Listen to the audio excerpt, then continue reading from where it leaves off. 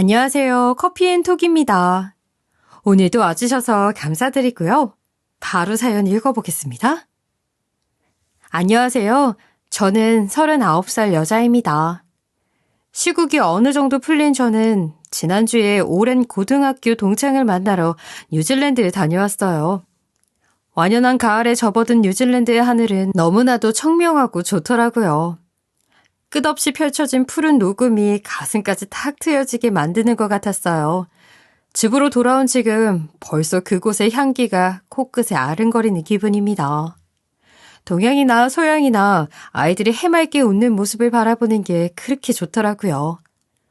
뉴질랜드에서도 아이들 웃는 소리를 들으면 이렇게나 좋은 날씨에 인생의 시름 없는 웃음소리를 듣는 순간이 너무 행복하게 느껴졌어요. 얼마나 행복한 나날들이고 소중한 하루하루인지 모르겠답니다. 이렇게 제 인생의 행복을 다시 되찾는 데까지 꽤나 많은 품을 들여야 했어요. 인생에서 다시는 겪고 싶지 않은 일들을 겪으면서 고생을 꽤나 했거든요. 여독이 아직 덜 풀렸지만 그때 제 인생 이야기를 조금 풀어볼까 합니다. 저는 딸만 셋 있는 딸 부잣집의 맞이예요.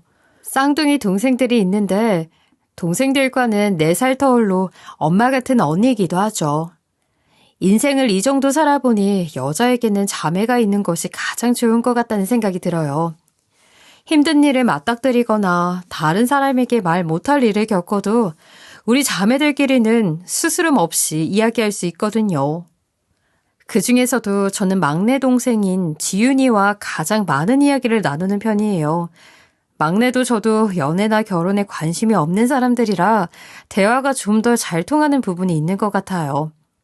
막내는 일 욕심으로 가득한 야망 넘치는 아이이고 저는 사회적인 활동에 관심이 많은 사람이거든요. 그리고 첫째 동생은 호주로 유학을 가서 지금 10년째 미술 공부를 하고 있답니다. 저희 세 자매는 이렇게 같은 듯 하지만 다른 사람인데 그래서 셋이 모이면 더 재미있고 즐거운 것 같아요. 이렇게 저희 세 자매가 각자 개성이 고유한 어른으로 자랄 수 있었던 건 너무나도 멋있는 부모님이 계셨기 때문에 가능하다고 생각해요. 아버지는 집안 대대로 사업을 하시는 분이셨는데 덕분에 너무나 감사하게도 딸들에게 부족함 없는 지원을 해주셨어요.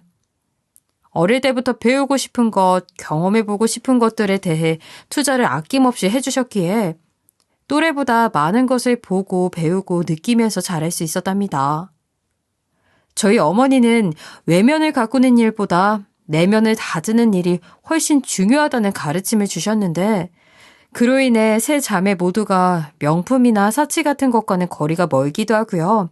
금전적인 지원보다도 곁을 나눠줄 줄 아시는 분들이시기에 저희는 정말 많은 것을 받으면서 자랐다고 생각해요. 그러다 제가 지금으로부터 10년도 더 된 28살 때였어요. 그 당시에 저는 보육원에 봉사활동을 다니고 있었어요.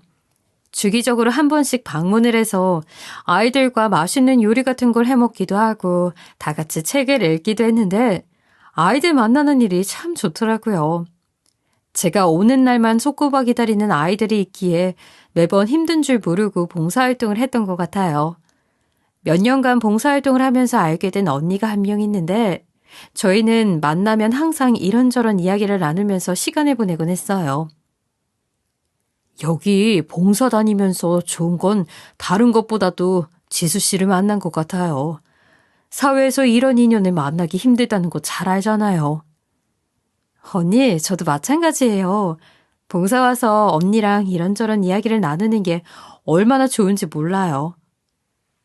우리 같은 마음이라 너무 좋네요.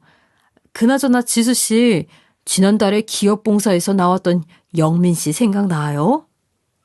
저희가 다니는 보육원에 지난달에 어떤 기업에서 단체로 봉사활동을 오셨거든요.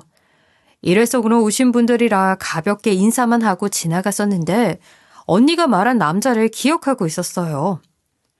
아, 그분이요? 생각나죠? 키 크고 얼굴 하얀 분 말씀하시는 거죠? 맞아요. 그 친구가 알고 보니 제 대학 후배 녀석 친구이더라고요. 와, 정말요? 세상이 이렇게나 좁다니까요. 그나저나 그게 중요한 건 아니고 영민 씨가 지수 씨를 소개받고 싶다고 하는데 혹시 번호를 알려줘도 괜찮을까요? 저는 너무 뜬금없는 말에 깜짝 놀랐어요. 그래서 언니에게 다시 물어봤어요. 저를요? 그날 잠깐 본 게 전부인데 무슨 이유로 저를 소개받고 싶다고 하시는 걸까요? 그게 그날 우리 중간에 쉬는 시간에 지수 씨 혼자서 쓰레기 줍는 모습을 보고 호감이 갔다고 하더라고요. 저는 연애도 남자도 관심이 딱히 없어서 바로 거절을 하려고 했는데 언니의 이어지는 말을 듣고는 한번 이 사람을 알아보고 싶다는 생각이 들더라고요. 제가 혼자 뒷정리를 하는 건 아무도 관심이 없었을 텐데 그걸 알고 있었다는 것에 놀랐었거든요. 어떤 사람인지 밥이나 한번 먹어보자 하는 마음이었답니다. 그리고 언니는 제게 이런 말을 덧붙이는 겁니다. 후배한테 얘기를 들어보니 성실하고 사람 참 괜찮은 것 같아요. 그날 봐서 알겠지만 잘생기기도 했잖아요. 나중에 만나보고 얘기해줘요. 언니의 말에 그렇게 예정에도 없이 그 사람을 만나보게 되었어요. 보육원이 아닌 다른 곳에서 만난 남자는 그날 봤을 때보다도 훨씬 깔끔하고 선한 인상을 가지고 있었어요. 그리고 저에게 이런 말을 하는 겁니다. 그게 다른 분들은 전부 쉬느라 바쁜데 혼자 묵묵하게 뒷정리를 하시는 걸 봤거든요.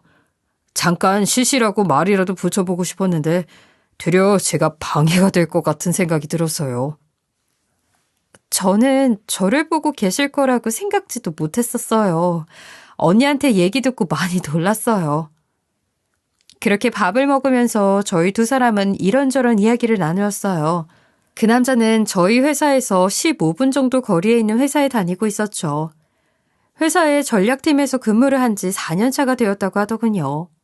저보다 2살이 많았는데 나이도 비슷하고 하다 보니 은근 통하는 것들이 많은 겁니다. 연애에는 아무런 관심이 없던 저였는데 그 사람한테 점점 끌리는 거예요. 저희는 그렇게 몇 달간 더 만나고 연애를 시작하게 되었어요. 마음 맞는 사람과 연애를 하다 보니 인생의 또 다른 재미와 행복을 찾은 것 같았어요. 너무 행복한 순간들이었답니다. 다른 누구보다도 제 연애에 가장 놀란 건 가족들이었어요. 큰언니 정말 연애를 한다고? 언니가 이럴 줄은 상상도 못했어. 언니가 좋아하니까 나도 좋긴 해. 그래, 지수 너도 좋은 사람이 있으면 연애도 하고 그래야지. 젊은 날에 얼마나 좋니? 우리 딸 연애하더니 얼굴이 아주 폈어. 엄마도 참 별말을 다 한다. 가족들은 놀란 기색이 있었지만 이내 제 연애를 응원해 주셨어요. 시간은 흘러서 남자친구와 1주년이 되었을 무렵이었어요. 그때까지 변하지 않은 모습으로 저한테 사랑을 해주는 그 사람한테 더 깊게 빠져 있었죠. 어느 날은 제가 이런 걸 물은 적이 있어요. 오빠는 어떤 것 때문에 나를 만나는 거야? 난 지순이가 작은 거에 좋아하는 소박함이랑 소탈함이 좋아. 떡볶이 하나에 그렇게 좋아하는 사람이 어디 있겠어? 그 모습이 너무 좋아. 저는 사실 대학 때 오랜 시간 만났던 남자가 있었는데 그 남자는 제 집안을 보고 저를 만났었거든요. 그래서 그 남자와 헤어진 이후 연애에 대한 관심이 없었던 것도 있어요. 그런데 남자친구는 저의 소박함을 좋아한다고 하는 겁니다.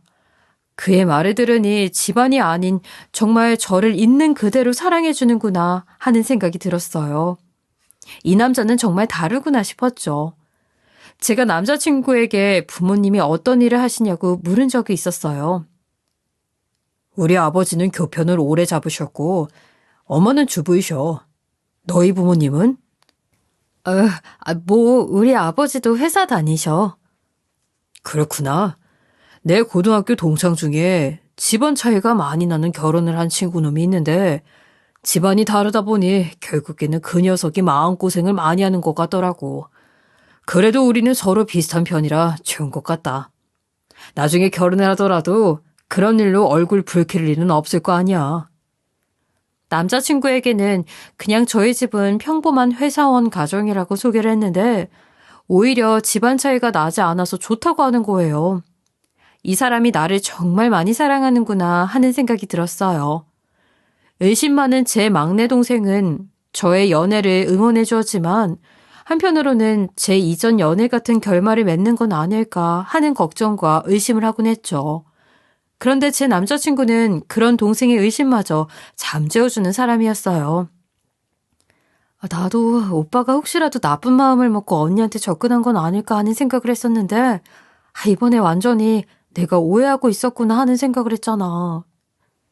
동생이 최근에 작은 수술을 하면서 몸이 좀 안 좋았거든요. 통원 치료를 해야 하는 상황이었는데 제 남자친구가 매번 차로 동생을 데려다주고 데리고 오고 하면서 정말 자기 가족처럼 살뜰하게 챙기는 거예요. 그 모습에 동생도 완전히 마음을 열었죠. 저번에는 병원에 데려다주고 오빠가 회사 일 때문에 급하게 들어가 봐야 했었는데 나한테 미안하다면서 5만 원을 주워주더라고. 택시 타고 가라면서. 언니, 그런 사람 또 어디 있겠어?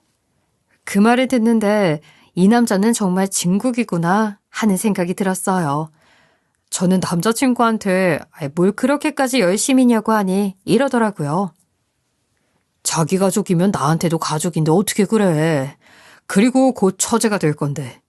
우리 처제는 내가 챙겨야지. 남자친구는 저와 결혼까지 생각을 하고 있는 모양이었어요. 당장 너한테 결혼하자고 하지는 않을 거야. 근데 내가 이런 마음을 가지고 있으니까 너도 알고는 있어줬으면 좋겠어. 결혼 생각을 한 번도 해본 적이 없었던지라 당황스러운 마음이 있었지만 그는 저에게 보채거나 조르거나 하지 않았어요. 그저 묵묵하게 저를 기다려주더군요.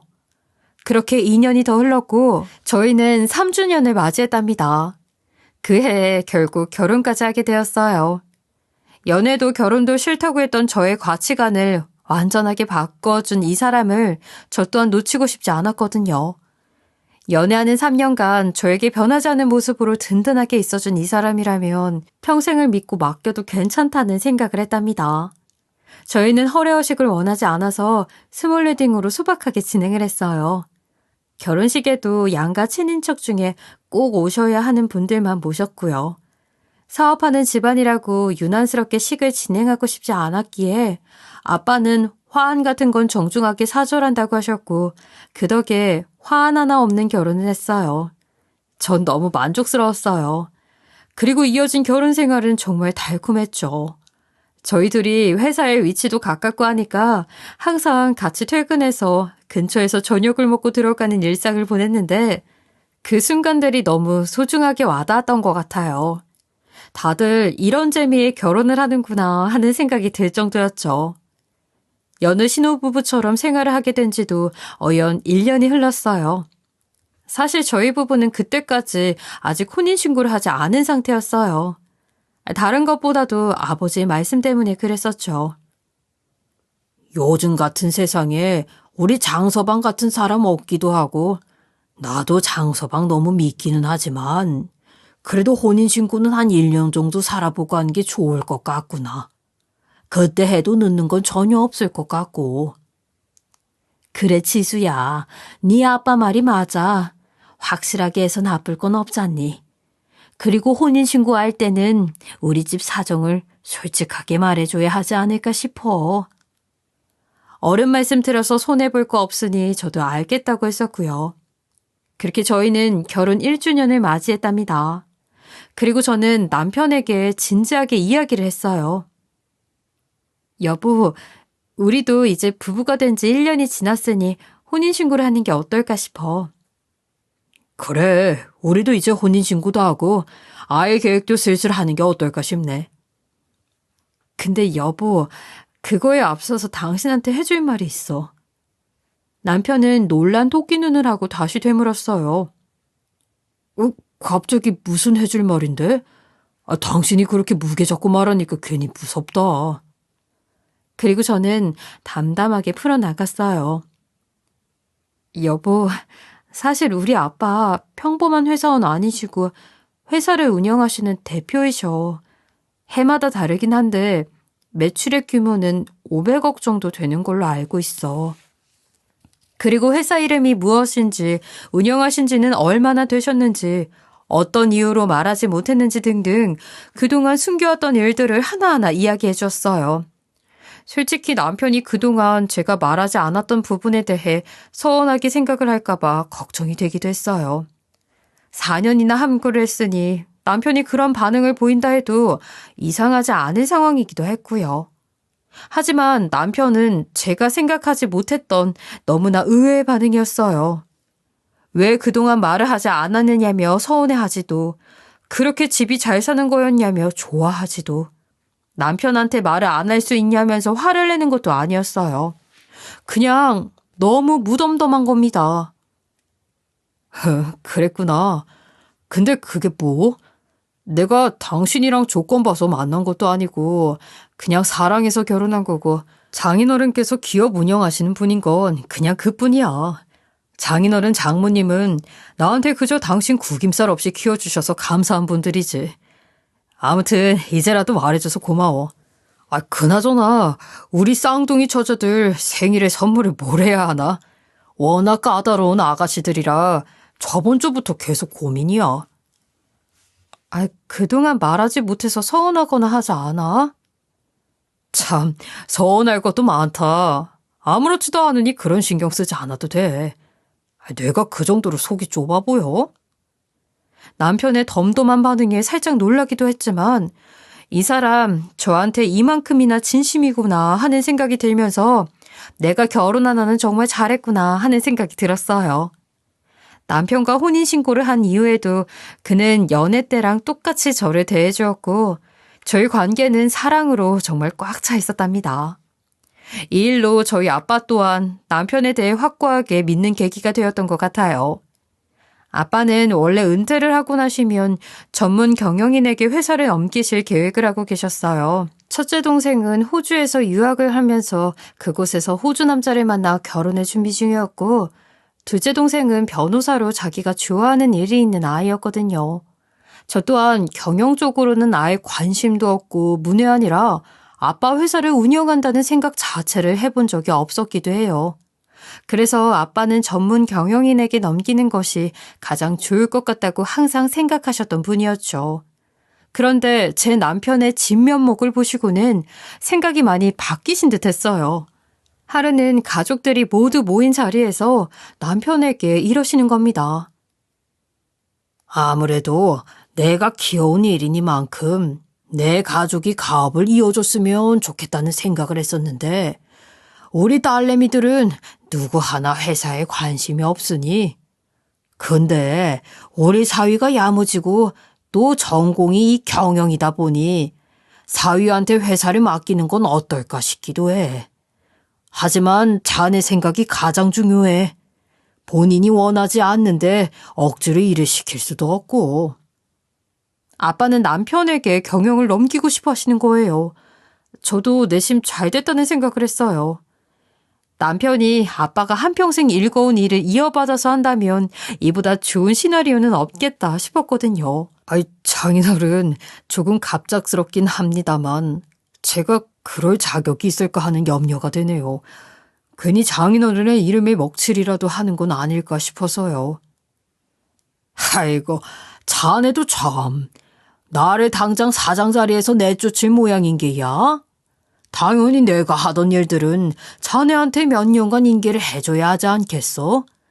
자네 머리도 좋고 수완도 있어서 분명 나보다 잘할 거야. 남편은 못내 어색해하면서 아빠의 제안을 수락하더라고요. 장인어른께서 저한테 그런 기회를 주신다면 제가 한번 열심히 배우고 누가 되지 않도록 해보겠습니다. 여보, 정말 잘됐다. 아빠 그리고 우리 이이가 전략팀에서 오래 근무했잖아요. 분명 잘할 거예요. 그래, 우리는 장서방 믿지. 엄마까지 너무 좋아하시더라고요. 남편한테는 역량을 펼칠 수 있는 기회가 생긴 것이고 저희 집에는 가업을 이어받을 사람이 생긴 거니 모두에게 좋은 일이었어요. 그 이후 남편은 원래 다니던 직장은 정리하고 아빠의 회사에 들어가서 경영에 참여를 하게 되었어요. 남편이 아빠 회사로 들어가면서부터 저도 남편을 내조하고 싶다는 생각으로 다니던 일을 그만두게 되었고요. 또 어차피 제가 임신을 하면 일을 그만둬야 하는 상황이라 겸사겸사 퇴사를 선택했던 거죠. 남편은 누구보다 열정적으로 일을 배워나가고 있었어요. 아침 일찍 출근해서 퇴근 시간이 한참 넘어서 퇴근하는 날이 일수였답니다. 아빠도 그런 모습을 높게 평가해주고 있었고요. 장서방, 잘할 줄 알았지만 이렇게까지 열심히 할 줄은 내가 또 몰랐네. 그러니까 말이야. 그러니까 아빠가 잘 좀 알려주세요. 그렇게 경영을 함께 한 지 한 3년이 되었을 때였어요. 저희는 생각했던 것처럼 아이가 쉽게 찾아와 주지 않더라고요. 남편이 일 때문에 너무 바쁘게 지내서 잠깐 대하는 것도 힘이 드니 아이는 더욱이 꿈도 꾸기 힘들었어요. 남편은 그 즈음부터 저에 대해 조금은 소홀해졌어요. 매번 지금은 일이 너무 바쁘다는 말을 했었죠. 그도 그럴 것이 남편은 일 때문에 정말 정신없이 살고 있었어요. 그런데 어느 순간부터는 저를 조금씩 타박하는 것 같은 거예요. 당신, 그런데 아무리 집에 있어도 그렇지 관리를 조금 해야 하는 거 아니야? 응? 그게 무슨 말이야? 그래도 다른 사장들이랑 부부 모임 할 때도 있는데 그런 걸 생각해서 조금은 관리를 해야지. 너무 집에서 퍼져만 있는 것 같아. 내가 요즘 바빠서 말을 못했었는데 지난번부터 생각하고 있었어. 아이가 안 생긴다고 우는 소리 할 게 아니라 뭐 때문에 생기지 않는지 거울 좀 보는 건 어때? 너무 어이없는 말을 하는 거예요. 우리 사이에 아이가 생기지 않은 게 마치 제 탓인 마냥 이야기를 하는데 너무 어이가 없었어요. 남편은 지금까지 한 번도 그런 말을 한 적이 없었는데 경영인이 되더니 저한테 싫은 소리를 하는 겁니다. 솔직히 내심 서운한 기분이 들었어요. 그러던 어느 날이었어요. 새벽이 되도록 남편이 돌아오지 않아서 걱정을 하고 있었죠. 전화를 해도 받지를 않으니 무슨 일이 있는 건 아닐까 하는 생각이 잠에 들 수 없었어요. 그리고 새벽 3시가 다 될 쯤이었어요. 인터폰으로 입차 알림음이 나오는 겁니다. 남편의 차가 드디어 단지 안으로 들어온 거였어요. 저는 늦은 시간이었지만 화가 날 대로 나서 남편의 얼굴 좀 보고 얘기를 해야겠다 생각을 했고 거실에 앉아 있었어요. 그런데 10분이 지나도 남편은 집으로 오지 않는 거예요. 그렇게 30분을 더 기다렸는데도 오지 않는 겁니다. 뭔가 잘못된 건 아닐까 싶어서 저는 지하 주차장으로 내려갔더니 남편의 차가 보이더라고요. 썬팅된 차 창문 안을 들여다보고 저는 너무 놀라서 그대로 입을 틀어막고 주저앉아 버렸어요. 남편은 차 안에서 잠들어 있었는데 그 옆 보조석에는 아빠와 오랜 시간 함께 일을 하신 비서가 앉아 있는 겁니다. 두 사람은 나란히 깍지 손을 한 채로 자빠져 자고 있는 거예요. 술이 떡이 되도록 마시고 세상 모르게 잠이 든 모양이었어요. 전 그 모습을 사진으로 찍고 나서 황급하게 차 문을 두드려서 두 사람을 깨웠어요. 문 열어. 지금 이게 뭐 하는 짓인데? 그러자 남편은 잠에서 깬 부스스한 얼굴로 일어나더니 당황한 기색을 하는 거예요. 이게 무슨 일이야? 아휴, 언제 집에 도착한 거야? 술이 덜 깨서 사리 분별도 못하더군요. 당신 지금 왜 오비서랑 같이 있는 거야? 지금 이게 무슨 상황인데? 잠에서 깬 두 사람은 술이 깨지 않은 상태로 얼이 빠진 얼굴을 하고 있는데 그 면상들을 다 갈아엎어주고 싶었어요. 아, 그게 아내가 너무 취해서 오비서님이 데려다 주신다고 했다가 둘 다 깜빡 잠이 든 거야. 뭐? 지금 그걸 말이라고 해? 근데 둘이 손은 왜 그렇게 꼭 잡고 있는 건데? 남편이 무슨 말을 할지 궁금했어요. 그런데 남편은 되려 저한테 화를 내는 거예요. 아, 지금 여기서 뭐 하자는 건데? 아, 됐고 올라가서 얘기해. 동네 시끄럽게 이게 무슨 경우야? 진짜 경우 없는 건 누군데 누구한테 화를 내는 건지 어이가 없었어요. 그리고 집에 올라가서 못다한 이야기를 이어갔어요. 내가 체면이 있지. 오비서 앞에서 그렇게 나한테 면박을 줘야 속이 시원해? 당신 지금 말 다 했어? 오비서랑 왜 그 시간에 그렇게 깍지를 꼭 끼고 있는 건데? 제가 추궁을 하자 그제서야 입을 열더라고요. 그래, 오비서랑 나랑 특별한 감정으로 만나고 있다. 그래서 왜? 뭐? 너무 당당하게 바람을 핀다고 말을 하는데 순간 남편의 뻔뻔함에 제가 이상한 사람인가 싶었다니까요. 당신 지금 바람 핀다는 말을 너무 당당하게 하고 있는 거 아니야? 내가 아빠한테 말하면 당신 어쩌려고 그래? 그랬더니 남편이 이러는 거예요. 그 노인네 얼마나 갈 것 같아? 나이 먹고 땡전 한 푼 없이 고생하고 싶지 않으면 한 애 옆에서 그냥 잠자코 있는 게 좋을 거야. 알겠어? 뭐? 당신 지금 말 다 했어? 저는 너무 화가 나서 어쩔 줄을 모르겠는 거예요. 그 새벽에 울면서 그대로 집을 빠져나갔어요. 그리고 친정집으로 곧장 향했답니다. 그런데 집에 아무도 안 계시는 거예요. 저는 너무 지쳐서 그대로 쓰러져 잠들었고 다음날 친정엄마께 전화를 했어요. 엄마, 나 집에 왔는데 어디 간 거야? 지금 어디 있어? 그게 말이야. 엄마는 말끝을 흐리더니 이내 저에게 병원으로 오라고 하시는 겁니다. 근데 그 병원은 안병동이었어요. 저는 미친 듯이 떨리는 손을 겨우 붙잡고 병원으로 향했어요. 요 몇 달 만나지 못했던 아빠가 병원에 누워 계시는 겁니다. 순간 심장이 땅 끝으로 떨어지는 걸 느꼈어요.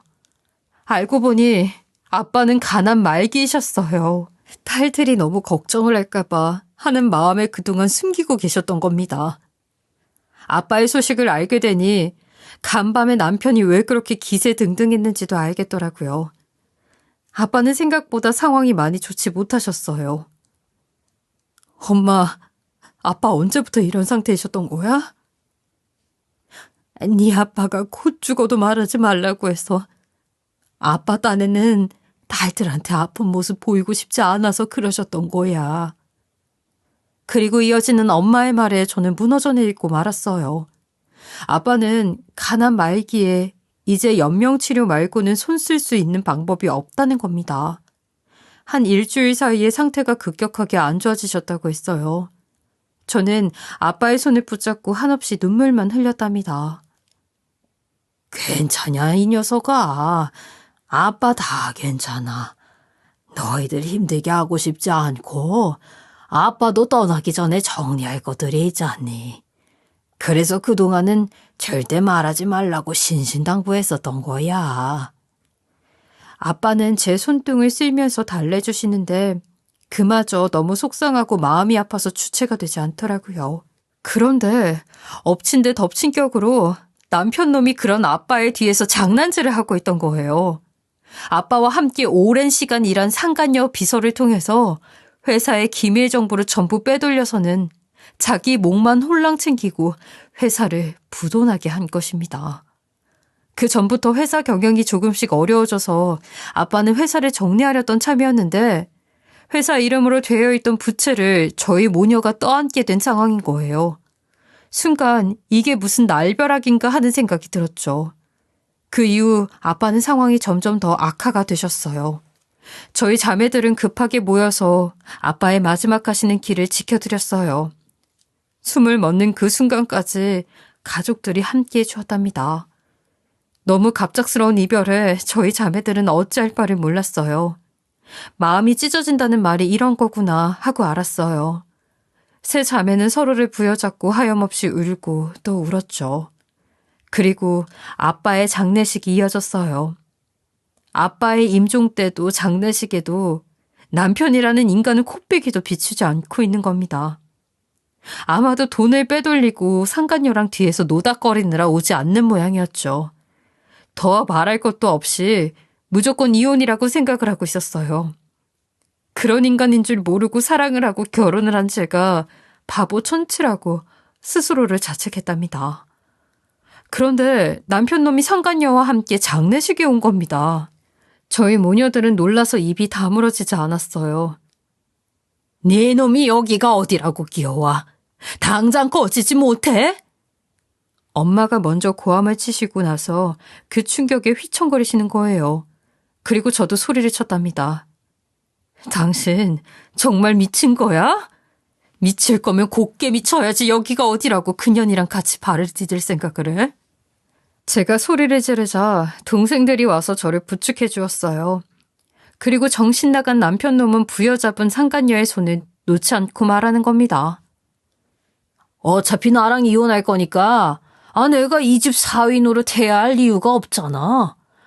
뭐 한다고 이미 죽은 노인을 가는 길을 봐줘야 하는데. 엄마는 이미 사지를 떨면서 정신을 못 차리고 계셨고 막내는 자기 형부에게 욕을 퍼부었어요. 내가 저런 파렴치한 인간을 우리 언니한테 맡겼었다. 정말 정신이 나가도 한참 나갔었지. 당장 여기서 꺼지지 못해?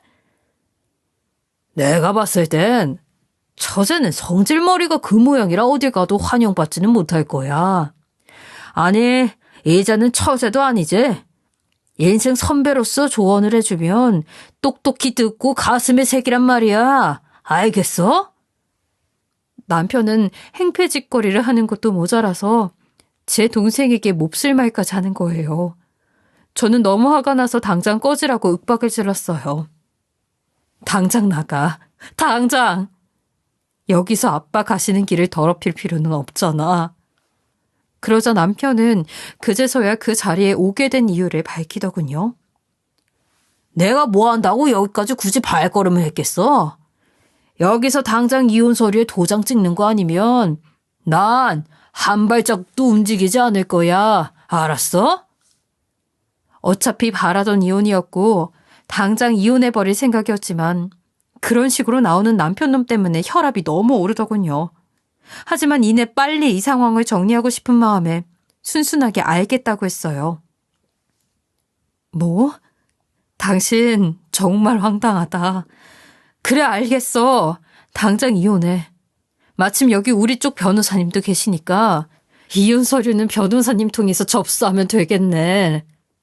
그리고 남편놈은 저에게 합의 이혼 서류를 내밀더군요. 서류 속에 제 앞으로 남은 재산이라고는 결혼할 때 아빠께서 해주신 살고 있는 집 하나뿐인 겁니다. 순간 억울한 기분에 속이 너무나도 아렸어요. 저는 눈물을 머금고 그 서류에 도장을 찍었어요. 그리고 몇 달 뒤 완벽한 이혼이 되었죠. 자, 이제 이혼까지 됐으니 이걸로 우리 인연은 완전히 끝이다.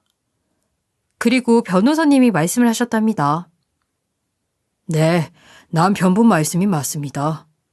이제 이혼 전으로 돌아가실 수 없으신 것 두 분 모두 알고 계시죠? 네, 변호사님.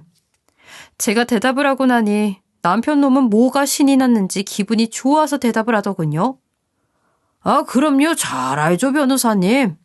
전 남편이 되어버린 그놈은 순간 앞으로 닥쳐올 폭풍도 모른 채 기분이 좋아서 속도 없이 덩실거리는 겁니다. 그리고 변호사님은 저와 그리고 생전의 아빠와 함께 준비해 놓은 우리의 계획을 실행하게 되었어요. 저 이제는 전 남편이신 장한욱 씨, 회사의 대표자 명의로 되어 있으신데 본인이 서명한 서류이니 잘 알고 계실 겁니다. 뭐? 이 양반아 지금 뭐라는 거야? 내가 왜 그 부도난 회사의 대표인데 하늘 날아간 저 여자 아버지가 대표지. 당신은 이 회사에서 그렇게 오래 일을 하고도 그 정도도 모르나? 서류가 거짓말을 하지는 않는데요. 고인이 되신 양진봉님과 그리고 저까지 함께 있는 자리에서 지난 3월에 본인이 서명을 하셨는데 무슨 말씀을 하시는 건지. 아무튼 서류상으로 장한욱 씨가 대표자로 있는 이상 회사의 부채 120억은 장한욱 씨의 앞으로 상속이 되고 이를 철회하지 못할 시 법적인 처분을 받을 예정이십니다. 그리고 고인의 유언장에도 회사의 모든 총책임은 사위이셨던 장한웅님 앞으로 되어 있으시네요. 또한 고인 앞으로 남아있는 모든 전 재산은 세 따님들에게 동등하게 배분될 예정이며 고인 명의로 되어 있는 생명보험 또한 아내 앞으로 수령될 예정입니다. 맞아요. 아빠는 그렇게 호락호락한 분이 아니셨어요. 전 남편이 나쁜 마음을 먹고 뒤에서 저와 저희 집의 뒤통수를 치려고 하는 걸 전부 다 알고 계셨어요. 아빠는 전 남편 놈보다 한 발 빠르게 손을 써두셨고 딸들과 엄마께는 남아있는 재산을 그리고 전 남편한테는 빚더미를 선물해주고 떠나셨죠. 이제서야 상황 파악이 된 건지 개거품을 물고 전 남편이 쇼를 하는 겁니다. 뭐? 당장 그 유언장 일이 내봐. 그게 말이나 되냐고. 나한테 빚을 120억이나 떠넘기고 가? 지금 장난해? 그동안 뒤로 빼돌린 비자금이며 뭐며 그 규모만 100억 가까이 되는 걸 모를 것 같습니까? 저희가 바보도 아니고. 자, 시간 날 때 이 서류나 한번 보세요. 여기 비자금 통장 내역이랑 그동안 법인카드로 장난질한 내역까지 세세하게 전부 나와 있습니다. 어차피 나중에 봐야 할 테니 지금부터 한번 보는 게 좋을 것 같네요. 전 남편은 완전히 눈이 뒤집혀서 손에 잡히는 대로 물건을 집어던지는 겁니다. 그리고 이내 경비요원에게 끌려나가게 되었어요. 니들 나한테 이렇게 해놓고 잘 먹고 잘 살 수 있을 것 같아? 내가 그 꼴을 보게 둘 것 같냐고. 니들 전부 가만두지 않을 거야. 알겠어? 으아. 전 남편이 자리를 떠나자 회사 로비에서 대기하고 있던 동생들과 엄마는 제게 와서 이게 무슨 일이냐고 물었어요. 언니가 바보도 아니고 너희들이랑 엄마를 고생하게 둘 것 같아? 저 머저리 같은 놈 진짜 미련한 게 누군지 몰라서 저러나 봐. 언니, 정말 고마워. 우리 다들 빚더미에 앉은 줄 알고 얼마나 무서웠는데. 내 모녀는 서로를 안아주고 등을 쓸어주었답니다. 그리고 생각했어요. 아빠는 돌아가셨어도 우리를 지켜주는 진정한 영웅이시라고요. 저는 전 남편과 깔끔하게 재산까지 해결이 되었어요. 아주 속이 다 시원했죠. 그리고 그동안 명명백백하게 남겨둔 증거들이 효자 노릇을 톡톡히 했고 결국 법대로 처리가 되었어요. 상간소송은 덤이었죠.